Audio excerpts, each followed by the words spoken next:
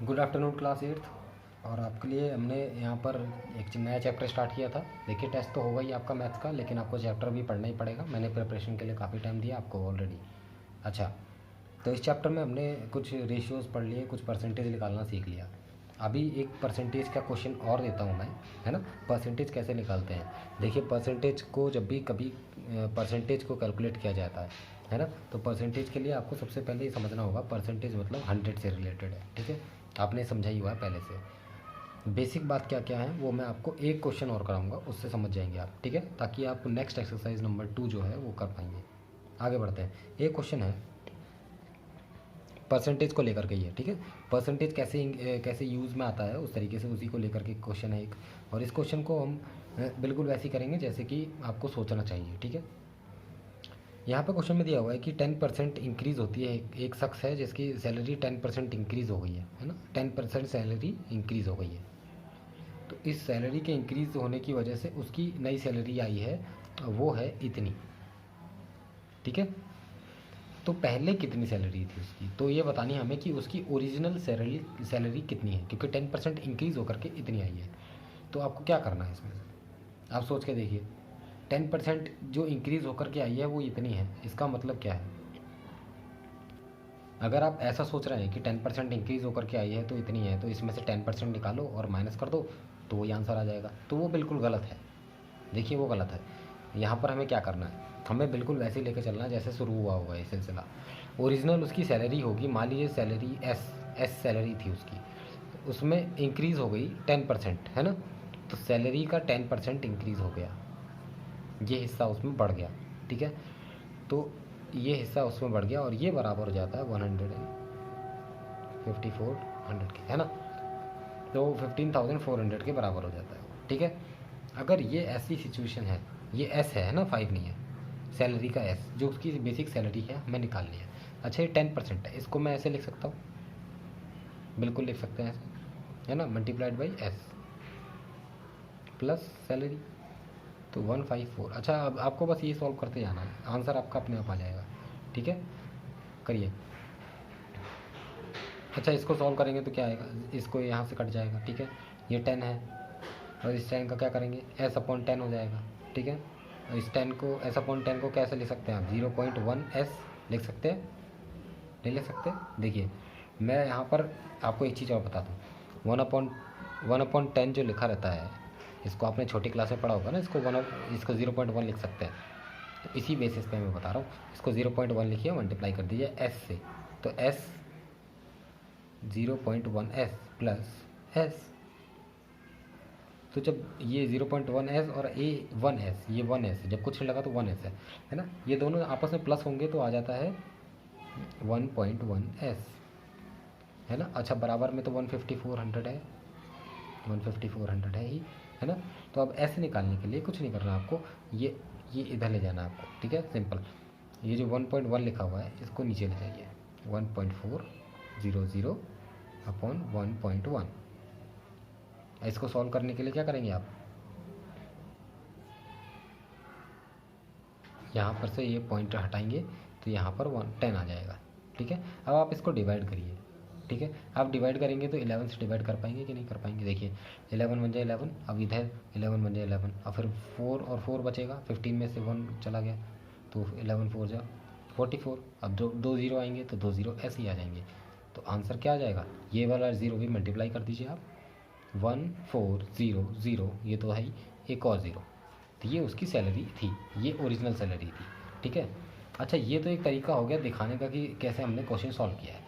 इसके अलावा क्या लिखना होता है, कैसे लिखना होता है, वो मैं आपको बता दूंगा। ठीक है, बेसिकली क्या होता है कि हम लिखते हैं क्वेश्चन में जो जो लिखा हुआ आया पहले से, कि हम लिखते हैं भाई जो सैलरी इंक्रीज़ हुई है वो इतनी हुई है, कितने परसेंट इंक्रीज़ हुई है, 10% इंक्रीज़ हुई है।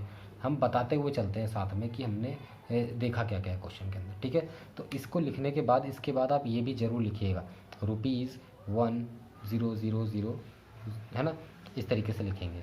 ठीक है, तो ये आप लिखेंगे, ये चीज़, ये इसे कहते हैं यूनिट लगाना बहुत ज़रूरी है। ठीक है, आगे बढ़ते हैं। एक क्वेश्चन करा दिया है मैंने, अब नेक्स्ट है प्रॉफिट एंड लॉस। प्रॉफिट क्या होता है और लॉस क्या होता है। आपको सबको पता होगा कि प्रॉफिट किसे कहते हैं, प्रॉफिट मतलब फ़ायदा, एंड लॉस मतलब नुकसान।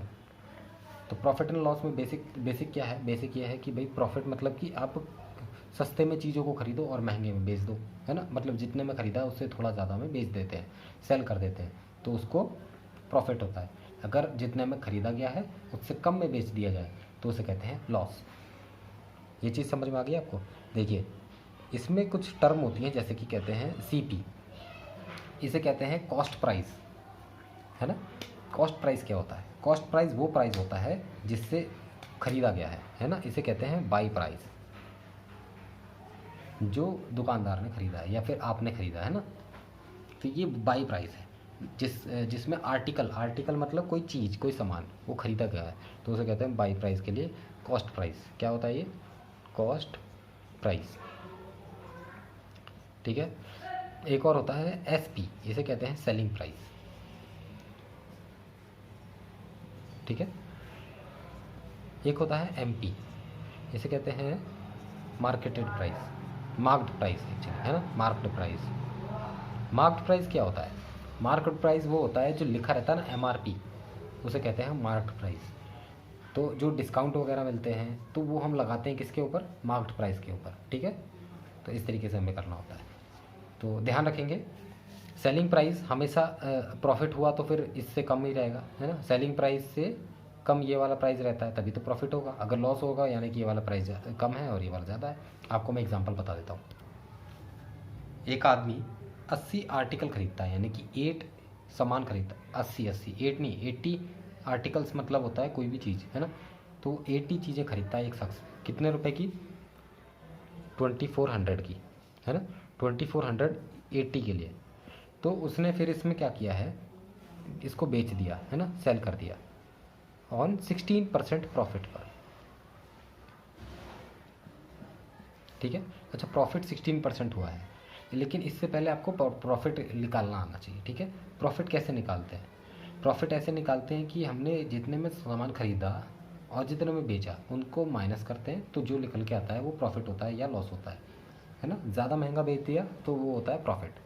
तो आप पहले निकालिए कि इसमें प्रॉफिट क्या है, ठीक है। लेकिन क्वेश्चन में क्या दिया हुआ है? इसके अलावा ये पूछा था कि अगर एक आर्टिकल है तो उस पर उसने सेलिंग प्राइस कितना दिया होगा कि उसको 16% प्रॉफिट हो गया, है ना। अच्छा, 16% टोटल में हुआ हो या एक पर, बात वही होती है, ठीक है। तो हम लोग इसको कैसे सॉल्व करेंगे वो देखते हैं। एक तरीका तो ये है, एक सीधा साधा तरीका क्या होता है? देखिए, जब भी कॉस्ट प्राइस किसी की कितनी हो, मान लीजिए कॉस्ट प्राइस है 100 मान लीजिए, है ना, ये सपोज कर लीजिए आप 100 होती है, और इसको अगर हम सेल कर रहे हैं 10% प्रॉफिट पे, चलो 16% मान लीजिए, 16% प्रॉफिट पे मान लीजिए हम लोग 100 रुपये वाली चीज़ को सेल करना चाहते हैं, तो कैसे करेंगे? इसका मतलब 100 रुपीज़ में से 16% प्रॉफिट होगा, है ना। इसका मतलब हम जो भी बेचेंगे उसका प्राइस ये प्लस 100 का 16% होगा कि नहीं होगा? ये प्राइस होगा ना उसका, सेलिंग प्राइस। मतलब क्या होता है इसका? देखिए 100 से 100 को काट दीजिए, 16 आ जाएगा, ठीक है। इसका मतलब 101, इसका देखिए यहाँ पर अंदर 16 बचा हुआ है, प्लस कर देंगे तो 116। इसका मतलब जो चीज़ उसने 100 रुपये की खरीदी है वो उसने 116 रुपये की बेची है, तब जा करके उसको 16% प्रॉफिट हुआ है। ये नॉर्मल सी बात है कि नहीं है? अच्छा, आप समझ गए। आप आगे देखिएगा कि 16% प्रॉफिट के लिए लोग ऐसे यूज़ करते हैं चीज़ों को। हम लोग यहाँ पर 16% प्रॉफिट करना चाहते हैं और एक आर्टिकल के लिए सेलिंग प्राइस निकालेंगे, ठीक है। जैसे कि यहाँ पर निकाला गया है। पहले निकाल लीजिए कि एक आर्टिकल का बाइंग प्राइस क्या है ना। तो यहाँ लिखिए cost price of one article. कितना होता है एक आर्टिकल का कॉस्ट प्राइस?